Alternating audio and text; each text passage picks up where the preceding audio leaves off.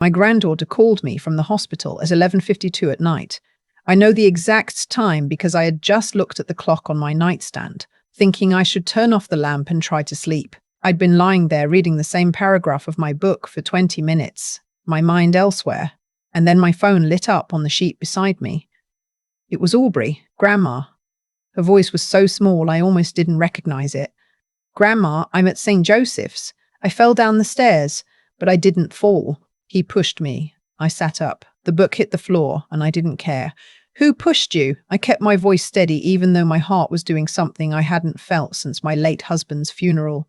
"Aubrey, who are you talking about?" "Garrett. Mom's husband." "Please come." Mom won't come to the phone and I'm scared, and they keep asking me questions and I don't know what to say. I was already out of bed, already looking for my shoes. "Don't say anything to anyone until I get there. I'm on my way. I'm 67 years old. I spent 32 years as a licensed clinical social worker, most at that time working Child Protective Services in Allegheny County, Pennsylvania. I have sat across from more scared children than I can count. I have testified in courtrooms. I have fought judges, attorneys, school principals, and parents who didn't want to hear the truth about what was happening to their kids. I retired 4 years ago because I thought I was done with all of that. Apparently, I wasn't. I called a rideshare because my hands were shaking and I didn't trust myself to drive. The driver was quiet, thank God, because I needed those 12 minutes to think. My daughter Patrice had married Garrett Holloway 14 months ago after a courtship that moved so fast it made my head spin. She'd met him at a church fundraiser in Shadyside. He was charming, soft-spoken, always had a compliment ready. He wore pressed shirts and remembered her birthday and brought flowers to the house the second time they met. I'd seen men like him before, not in my personal life, but in my professional one. I just prayed I was wrong. By the time I walked through the emergency room doors, I'd stopped shaking. That's something that happened to me after 30 years of this work. When things get bad enough, something inside me goes very quiet, not cold, just focused. The nurse at the desk looked up. "I'm here for Aubrey Waverly. She's 15. She's my granddaughter." The nurse checked something on her screen. "Are you her legal guardian?" "I'm her grandmother, Cecile Waverly, and I'd like to know who is with her right now and what her condition is." Something in my voice must have communicated that I was not there to be managed, because she asked me to wait one moment and then walked away quickly to find someone. Aubrey was in Bay 4. They'd already taken x-rays. Her left wrist was fractured, a clean break near the base of her thumb. There was bruising along her left side, ribs 2 and 3. The ER physician, a tired-looking woman named Dr. Okafor, pulled me aside before I went in. She said she fell down the basement stairs. We documented the injuries as consistent with a fall, but her demeanor when she came in, she paused. "You're her grandmother?" "Yes." She lowered her voice. Something felt off. I flagged the social worker on call, but the parents, her mother and stepfather, they left about 40 minutes ago. The stepfather said he had to get the mother home because she was upset. He left a 15-year-old girl alone in an emergency room. Dr. Okafor looked at me with an expression that said she agreed and that she couldn't say so out loud. I went into Bay 4. Aubrey was sitting up on the gurney in one of those paper gowns, her dark hair tangled, her left arm in a temporary splint. She looked at me and immediately started to cry. Not the dramatic kind. The kind where a person has been holding it in for a very long time and something finally breaks. I pulled the chair close and took her good hand in both of mine and didn't say a word. Just let her cry. That's one of the things this work taught me.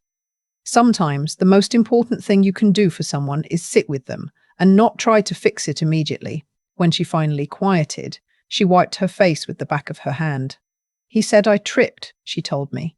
"He said I was clumsy and I wasn't watching where I was going and I fell." He told Mum the same thing and she believed him. "Tell me what actually happened." She took a breath. "I went down to the basement to get the extra blankets from the storage shelf. He was already down there. He said I'd been disrespectful at dinner, that I'd rolled my eyes at something he said. I told him I hadn't, and then he put his hand on my shoulder and shoved me. Hard. I grabbed the rail, but it wasn't enough. I tumbled all the way down. How many stairs? 14. I counted them once when we first moved in because I was bored. I closed my eyes for just a second. When I got to the bottom, I was crying," she continued. "It hurt so bad. And he came down and stood over me and said, "That's what happens when you don't show respect in this house." And then he called up to Mum and said I'd tripped. "Where was your mother when this happened?" "Upstairs in the kitchen. She didn't see anything." I looked at my granddaughter's face, 15 years old, fractured wrist, bruised ribs, alone in a hospital bed. I thought about how long she must have been carrying whatever came before tonight, because injuries like this don't happen from a single bad moment. They happen when a bad moment finally gets far enough that the body can't hide it anymore. "Has he done anything like this before?" She didn't answer right away. That pause told me everything.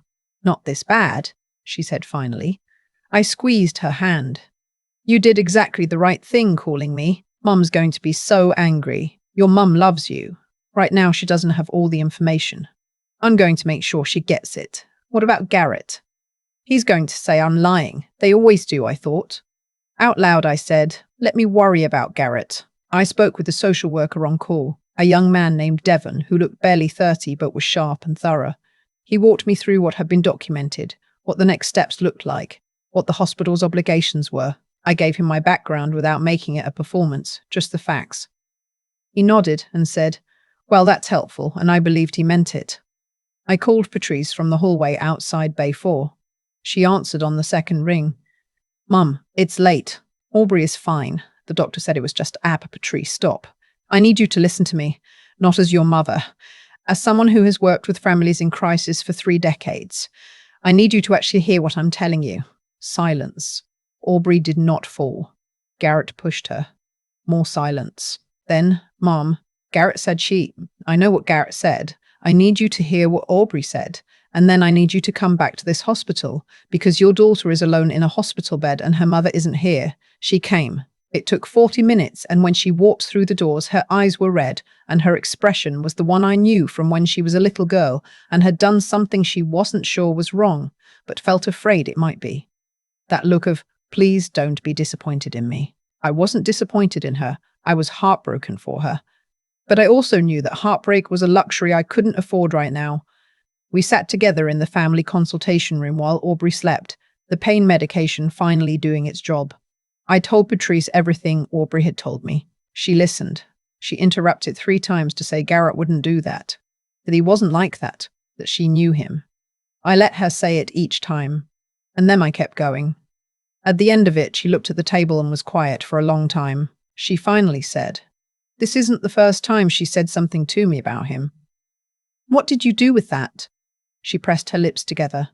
I told her she needed to give him a chance, that she needed to adjust to having a stepfather, that she was being dramatic. I watched my daughter say those words out loud and then watched herself hear them. "Oh God," she said softly. "Patrice, oh God, Mom, what have I done?"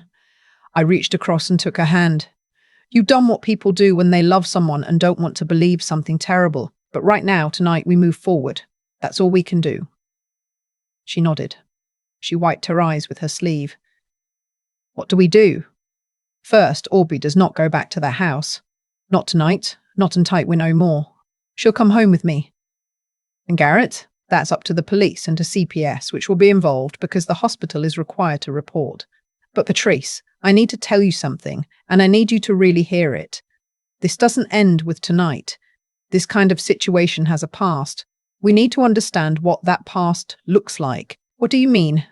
"I mean, I need you to trust me long enough to let me look into some things. Can you do that?" She looked at me the way she used to when she was 7, and I was the person she was most certain of in the world. "Yes," she said. "Okay. Yes. Aubrey came home with me that night. I made up the guest room with the good sheets, the flannel ones she'd always liked when she slept over as a little girl. I put a glass of water on the nightstand and a bottle of children's ibuprofen, even though she was 15, because some habits from when they're small never quite leave you. She fell asleep almost immediately. I sat at my kitchen table with a cup of decaf and my old contact list, the one I'd kept in a leather-bound planner since 1998, because I never trusted electronics to hold the things that mattered most. I found the name I was looking for. Harriet Boone. Harriet and I had come up through the county together. She'd moved into private investigation about 12 years ago, and she was the best I'd ever encountered at finding what people buried. I texted her. "I know it's late, I'll explain everything in the morning. I need your help. She replied in 4 minutes. I'm awake. Call me. I told her everything. Harriet listened the way good investigators listen, without interrupting, only asking a brief, clarifying question when something needed it. When I finished, she was quiet for a moment. What's his full name? Garrett Allen Holloway, 44 years old. He told Patrice he was from Cincinnati. Moved to Pittsburgh 6 years ago for work. He's in commercial real estate. Patrice, how long have they been together? About 20 months. Married 14 months ago. Give me 48 hours. I slept 3 hours. In the morning, I made Aubrey scrambled eggs and toast and sat across from her while she ate, not pressing her to talk, just being present. She was calmer than I expected. She told me she'd been wanting to call me for months, that she'd been afraid I wouldn't believe her either. That one landed somewhere deep in my chest and stayed there. I believe you, I told her. I believed you the moment you called. And I need you to know that nothing about the situation is your fault. Not the push, not what happened before, not your mother's reaction. None of it. She looked up from her eggs. What's going to happen to him? I don't know yet, but I'm going to make sure that whatever happens, you're safe. That's my job right now. Okay? She nodded.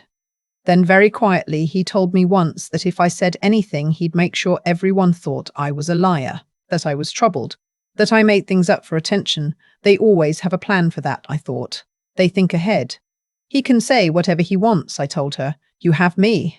Harriet called 2 days later. She showed up at my door at 9 in the morning with a manila folder and the expression I remembered from when we used to work difficult cases together. The one that meant she'd found something. Sit down, Cecile. I made coffee and we sat at the kitchen table. Aubrey was at Patrice's sister's house for the day, so it was just the two of us. Garrett Holloway was born, Garrett Allen Pruitt, in Dayton, Ohio. He changed his name legally 12 years ago. I haven't found the reason yet, but I have a strong suspicion. She placed a photo on the table, younger version of Garrett, maybe late 20s, at what looked like a courthouse. He was married before. A woman named Sylvia Pruitt, née Calloway, married when he was 29. Sylvia had a 12-year-old son from a previous relationship, a boy named Marcus. I felt something shift in my stomach. The marriage lasted 3 years. Sylvia filed for divorce citing emotional abuse and what she described in the filing as escalating physical incidents involving her son. The case was settled quietly. Sylvia got full custody. Garrett got nothing. A year later, he moved to Columbus, then to Cincinnati, then to Pittsburgh. Was there ever a criminal charge? Harriet shook her head. Sylvia withdrew the complaint. Her attorney at the time told me, and I'm quoting, that she was afraid of what he'd do if she pushed it. So he's done this before. This exact pattern. Find a woman, preferably one recently divorced or widowed, someone who needs stability and believes she's found it. Integrate quickly. Begin isolating. And then, when there's a child who sees through him, that child becomes the problem. I looked at the folder. There was more in it. I could see it. Tell me the rest. Harriet placed another document on the table. Before Sylvia, there was a woman in Dayton. Not a marriage, but a 2-year relationship. She also had a child, a teenage daughter. There was a report filed, but no charges pursued. The woman moved out of state. The daughter is now in her late 20s. I tracked her down. She agreed to talk to you if you're willing to call her. I stared at the table for a moment. Took a breath. What about financially? Patrice said he's been talking about refinancing the house, wanting to add his name to the deed. Harriet's expression was answer enough even before she spoke. He started that conversation with Sylvia too, never got far enough to complete it. But with Patrice, she paused. Cecile, how much does Patrice know about his finances? Not much. He handles the household accounts. She has her own checking account, but he has access to it. He's been making transfers, small ones, under the reporting threshold. Consistent, over the past 8 months, to an account I haven't been able to fully trace yet, but I have a contact at the bank working on it. I sat with all of that for a long moment. The coffee went cold. He's not going to stop, I said. Not on his own. Not unless we make it impossible for him to continue. Harriet nodded. What are you thinking? I'm thinking we need him to show us who he is, clearly enough that no one can question it. And I'm thinking we don't have much time. I called Patrice that evening. She'd been cooperative since that night at the hospital, But I could hear in her voice that she was wavering. Grief works like that. You reach a point of clarity, and then the loss of what you thought you had starts to pull you back toward the version of things you wanted to be true. Patrice, I said, I know this is hard. I know you loved what you believed he was. But I need you to hear what Harriet found, and then I need you to make a decision. I told her everything. About Sylvia, about the girl in Dayton, about the financial transfers. I heard her breathing change on the other end of the line, heard the long silence that meant she was absorbing it rather than deflecting. You did the same thing to another child, she said finally. Yes, and he's been taking money from my account. Yes, she didn't speak for almost a full minute. What do you need me to do? I need you to invite him for a conversation. Tell him you want to work things out. Tell him Aubrey's therapist, the one she's been seeing since the hospital, has recommended a family meeting and that you want Garrett involved. Make him feel like he's winning. She was quiet. What are you going to do? Make sure that when he walks into that conversation, there's nowhere left to go. Patrice set it up for a Saturday afternoon. We chose a neutral location, a private conference room at the community center where I'd done volunteer mediation work for years. I knew the building manager. I told her I needed the room and 2 small recording devices installed in plain sight, disclosed to all parties, everything above board. She helped me without asking too many questions. I called CPS and spoke to the investigator assigned to Aubrey's case, a thorough woman named Gail who had 20 years in the field, and a healthy skepticism about people who harm children and then rearrange the facts. I told her what I'd found. She listened carefully. She told me she couldn't be in the room, but she could be available to receive documentation the moment it existed. I called Detective Farrow, a man I'd worked alongside on cases for 15 years before my retirement. He told me the same thing. Can't be part of a setup, Cecile. But if you get me something solid, I'll move fast. Harriet tracked down the woman from Dayton, the one whose daughter Garrett had targeted. Her name was Paulette. She was 53 now, living in North Carolina. When I called her, she answered like she'd been expecting the call for years. I always thought he'd do it again, she said. I used to lie awake, thinking about it, wondering if I should have pushed harder when I had the chance. You're getting the chance now, I told her, if you're willing. She was. The Saturday meeting was set for 2 in the afternoon. Garrett arrived 7 minutes early, which told me something. He was confident. He'd had time to construct his version of events, to settle into it, to believe it was unassailable. He wore a grey sport coat. He shook my hand when he came in, firm grip, direct eye contact, the whole performance. Cecile, I'm glad we're doing this. I think there's been a lot of misunderstanding and I want to clear the air. Of course, I said. Sit down. Patrice sat across from him. She'd done exactly what I asked. Calm, neutral, giving him nothing to react to. There was a laptop open on the table. He glanced at it. We're recording this session, I told him. Standard mediation practice. Both parties have been informed. He nodded easily. Fine by me. I have nothing to hide. We spent 20 minutes on surface things. His account of what happened the night Aubrey was injured. He told it smoothly, the practice version, the one where Aubrey was reckless and he tried to help and everyone overreacted. He was sorry she was hurt. He hoped she was getting the support she needed. Then I said, Garrett, I'd like to talk about Marcus. The smoothness cracked. Just slightly, just around the eyes. I don't know who that is. Marcus Calloway. He was 12 years old when you married his mother, Sylvia. Do you remember him? The grip on his coffee cup shifted. That was a difficult time. Sylvia and I had problems. It's complicated. Sylvia filed a report, I said. She described incidents involving Marcus that sound very similar to what Aubrey described. Does that surprise you? Those accusations were false. I was cleared. You weren't cleared. The complaint was withdrawn because Sylvia was afraid. There's a difference. He looked at Patrice. Patrice, you know me. You know this isn't. There's someone else I'd like you to hear from, I said. I opened the laptop and turned it to face him. On the screen was a video call already connected. Paulette's face filled the screen. Behind her, just visible, was her daughter. Her daughter, who was now 26 years old and had spent the better part of a decade figuring out how to live with what had happened to her. My name is Paulette, the woman on the screen said. And my daughter would like to say something to you. The daughter leaned forward. I remembered you, she said, looking directly into the camera. I remembered every single thing, and I'm not afraid to say it anymore. Garrett pushed back from the table. This is completely inappropriate. I'm not going to sit here and then leave, I said, but understand what it means if you do. He stopped. I have documentation of the financial transfers from Patrice's account. I have the original CPS file from Aubrey's case, which is still open. I have Sylvia's original complaint on record. I have Paulette's testimony and her daughter's.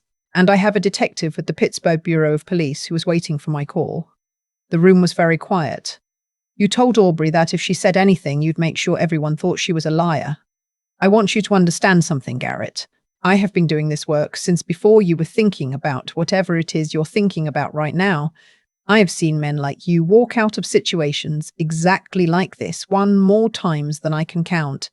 And I have spent my entire career making sure that doesn't keep happening. Patrice's voice, when she spoke, was very steady. I want you to leave my house. I want your things gone by Monday. And I want you to understand that if you contest any of this, if you come near Aubrey, if you contact her in any way, every piece of documentation that Harriet found goes directly to Detective Farrow, and you can explain yourself to him.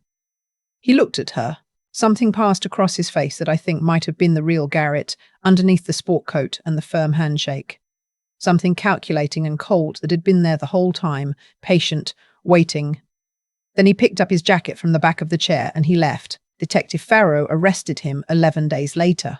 The charges included felony child abuse, financial exploitation, and based on what Paulette's daughter was finally willing to put on record, a charge stemming from his time in Dayton that they'd been unable to pursue until now. Sylvia, when she heard the arrest had been made, called Patrice directly. She cried for most of the phone call. She said she'd been carrying the weight of not pushing harder for 12 years. You didn't fail, Patrice told her. He made sure you were too afraid to act. That's not failure. That's what he did to you. I heard about that conversation afterward and I thought, there she is. There's my daughter. The divorce was final 4 months later. Patrice kept the house, reclaimed full access to her accounts, and began the slow work of rebuilding. It wasn't simple or clean. Some nights she called me at 10 or 11 and just needed to talk. Some nights she was angry, not at Garrett, but at herself, for not seeing it sooner, for telling Aubrey to give him a chance, for all the moments she chose his comfort over her daughter's truth. I don't have an easy answer for that, I told her once. The closest thing I have is this. You believed him because you wanted to believe in something good. That's not a character flaw. That's love, misdirected. What matters is that when Aubrey needed you, you came back. Garrett's trial was 14 months after his arrest. I attended every day I could. Aubrey testified. She sat in that witness box, 16 by then, and she told the truth clearly and without flinching, and I watched jurors lean forward to hear her. There's something that happens when a young person speaks with that kind of honest precision. People recognize it. He was convicted on all major counts. The judge sentenced him to 11 years. When the verdict was read, Aubrey reached over and took my hand. She didn't say anything. Neither did I. We just sat there for a moment in that courtroom while the noise of the room went on around us. That night, the three of us had dinner at my house. Patrice made her lemon roast chicken, the one she'd learned from me when she was 19, and had never quite gotten the timing right, but always tried anyway. That night, she got it exactly right. We ate at the kitchen table with the good cloth napkins and the candles I saved for occasions that deserved them. At one point, Aubrey looked up from her plate and said, I want to be a social worker when I grow up. Patrice laughed, surprised. Like Grandma, Aubrey said. I want to do what you did. Find the kids nobody's listening to. I looked at my granddaughter across that table, 16 years old, a faint scar on her wrist where the fracture had healed, and I thought about all the children I'd worked with over the years, the ones we'd reached in time and the ones we hadn't, the ones who'd grown up to build good lives and the ones who still carried too much weight. You'd be exceptional at it, I told her, and I meant it without a single reservation. After dinner, Aubrey washed the dishes and Patrice dried, and I sat at the table and watched them at the sink together, their shoulders almost touching, talking quietly about something I couldn't quite hear. I'd spent 32 years trying to protect children I'd never met. Children whose names I learned from files, from reports, from emergency calls at hours no one should have to receive calls. I believed in that work. I still do. But there is something different about sitting at your own kitchen table, watching your granddaughter laugh at something her mother just said. knowing that this particular child is safe in this particular moment because someone in her life refused to look away. Some battles you fight for strangers, some battles you fight because the person who needs you is yours. Both kinds are worth fighting. I know that now better than I ever have. If you've ever had to fight for a child who wasn't being believed, or if you've been the child who finally found someone who listened, leave me a comment. Tell me where you're watching from. I'd love to know these words reached you. And if this story meant something to you, share it with someone who might need it today. Because the truth is, children are speaking up all around us.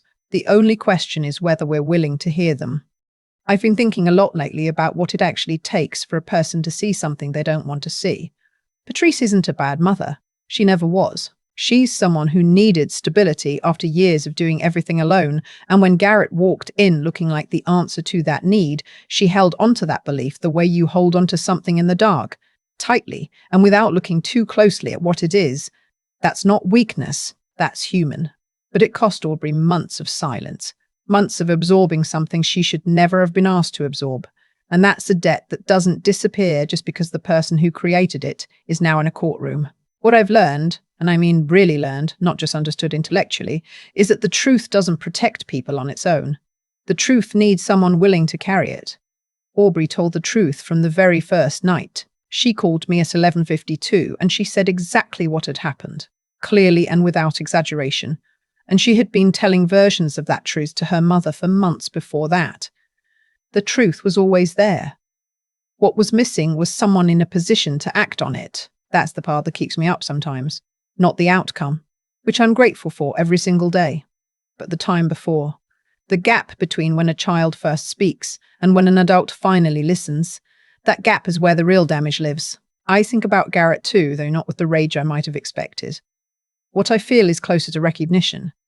People who do what he did don't appear from nowhere. They develop, they practice, they find situations that allow them to operate, and they stay until they're stopped. He was stopped because Harriet found the pattern, because Paulette was finally ready to speak, because a doctor noticed something and flagged it, because Aubrey counted 14 stairs and remembered that detail when it mattered. He was stopped because every piece landed at the right moment. But how many moments before that didn't land? How many children in other houses, in other states, never got the call answered? I'm not saying this to be bleak. I'm saying it because I think the most honest thing I can offer anyone watching this is the truth that protection isn't passive. It's not enough to love a child. You have to be willing to be wrong about the people you love, to hold that discomfort and look anyway. Patrice had to do that. It broke something in her that I'm not sure will ever fully heal. But she did it. And Aubrey stood in a courtroom at 16 years old and told the truth one more time, and this time, every person in that room heard it. That's what I mean when I talk about resilience. Not the Instagram version where someone smiles through pain. The real version where a teenage girl with a fractured wrist decides that the person who hurt her is not going to determine who she becomes. Where a mother rebuilds trust with her daughter, one honest conversation at a time. Where an old woman who thought she was done fighting picks up the phone at midnight because her granddaughter needs her. Aubrey wants to be a social worker. She told me that over dinner, matter-of-factly, like it was already decided. I believe her, and I believe she'll be extraordinary at it, because she already knows what it costs to not be heard. That knowledge, if you let it, becomes something you carry for other people. It becomes purpose. That's what I know to be true after 67 years.